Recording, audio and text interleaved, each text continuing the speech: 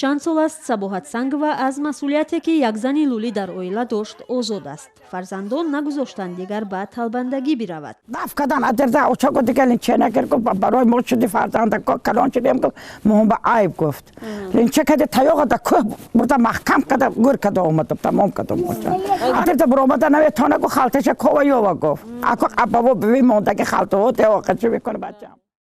зери исрори мардҳо аз одати худ даст кашидани зан дар байни лӯлиҳо як падидаи нав аст. занони лӯлӣ дар кору зиндагӣ аз мардон вобастагии зиёд надоранд.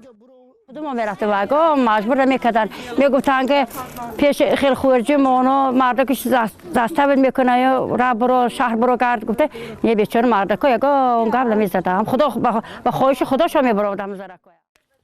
گاه جایگاه زن در قبایل لولی هم با سبب همنشینی با تاجیکان تغییر میخورد و به فایده مرد محدود میشود. با وجود این هنوز هم آنها در روزگار نقشی کلیدی دارند. زنکا مشکل بچه مشکل نیم من کودک چه دکاقت میرم من با ابله میشم میقپم با سوم میگیرم بچم کسل میشم نرویم با یعنی عادت است. اگه بابا ببین کدگی بچم دیگه ما خانه داشته نمیتونیم میگردیم.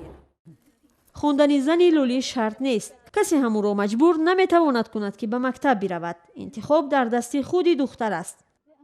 اصلی زمستان بود. مدینه شاکرова در اویلا یگانه دختر است که خط و سواد دارد. او سال گذشته مکتب میانه را ختم کرد. حالا با کودکان دیگری اولاد خود برای درس ها کمک میکند. پدر مادر گفتن که خیلی آرزو داشته باشی خدمت که مهنت که به آرزو میرسی حرکت که خواندم خیلی آرزوم دررسیدم دختر طبی ده خب شرایط موقع خوب نیست حال نکردم. لولیتابارانی تاجیکستان معمولا از قبیله خود داماد و عروس انتخاب میکنند.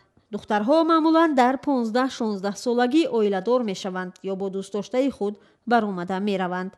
دخترها مثال شاور میبریم میتیم مثال میشینیم یک جا مصلحت میکنیم که زنک شما راضی می همین مثال همین کاری یا زنک ایمان میپرسه که میگه مردک ما همین آدم دو مثال دختر میتیم شما راضی چون مرحمه ما توی میکنیم مثال چیز میکنیم البته به این نه راضی نباشه و چیکار میکنیم همین نونه که اگر دلتون نکشه اول نمیخورید. اگر دختر جوانی را از ملت دیگر دوست دارد راهی یگانه در بسیار مورد فرار از جای زیست قبیله اش است. مثل نصیبه 33 ساله که حالا 4 فرزند دارد. برای ازدواج با یک جوان تاجیک 2 سال او در بدر گشت و اذیت کشید. والدان به این اندیشند که دیگر ملت‌ها کلین لولی را خوش قبول نمی‌کند و در نیمه راه می‌گذارد. خب کرد با گرفتن من 2 بار گفت که ما میگیرم اگون کس ما راضی نشدن اوتو چند بسر مرد که ما اوتو چش رفت که ما دختر می نمیتیم بچه تروی نکن.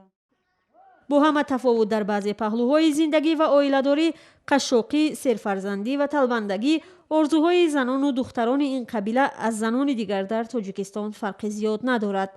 آنها هم می‌خواهند زندگی خوب و کاری مناسب داشته باشند. ترسیان وزبین پا آمدنشم رفتنشم وزبین روشم وزبین خالکم رفتیم یه سال کنیم سال کار کردیم نسر کده کار کردیم خط شهرام نفر ماده کار کردیم.